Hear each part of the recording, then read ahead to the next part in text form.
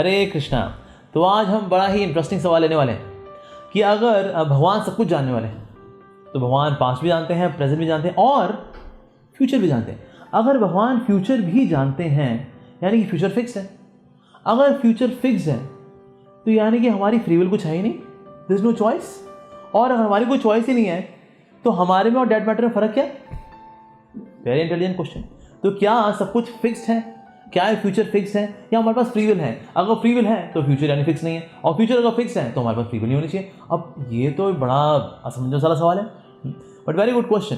तो निश्चित रूप से जब बात ये आती है कि क्या हमारा फ्यूचर फिक्स है और अगर क्या भगवान सब कुछ जानते हैं तो फ्यूचर हमारा फिक्स होना चाहिए। But what about our choices? हाँ, चॉइसेस हमें भगवान ने दी ही दी हैं। तो निश्चित रूप से as a question is raise कि अगर हमारे पास चॉइस ही नहीं होगी तो हमारे में और डेड मैटर में कोई फर्क ही नहीं होगा।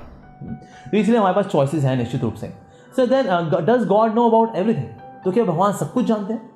देखिए, कुछ ऐसी चीज़ें हैं जो कि भगवान जानबूझ के नहीं जानते, और उनमें से एक चीज़ ये भी आती है कि भविष्य में क्या होने वाला है भगवान ये तो जानते हैं। लेकिन भगवान एक चीज़ नहीं जानते कि एक कंडीशन सोल अपनी फ्री विल को, अपनी चॉइसेस को किस प्रकार से यूज़ या मिसयूज़ करने वाली है।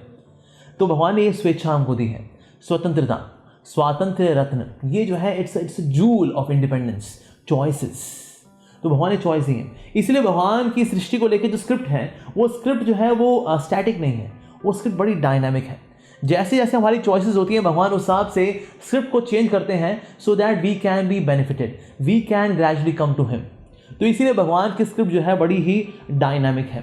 So we are not static robots, we are not static robots of some static script, universal script. Rather we are the recipients of the dynamic mercy of the super dynamic God Krishna. 1971 में जब India Pakistan की war हुई तो उस वक्त भक्तों ने पूछा, भक्तों से श्रील प्रभुपाद जी ने कहा, श्रील प्रभुपाद ने कहा कि ना 1971 में ना there will be world war. India Pakistan की जब वॉर होगी 1971 में तो ना उस बाद वर्ल्ड वॉर होगी। 1971 आया, वर्ल्ड वॉर हुई नहीं। भक्तों ने कहा, श्रील प्रभुपाद आपने कहा था कि 1971 में वर्ल्ड वॉर होनी है लेकिन वर्ल्ड वॉर तो हुई नहीं।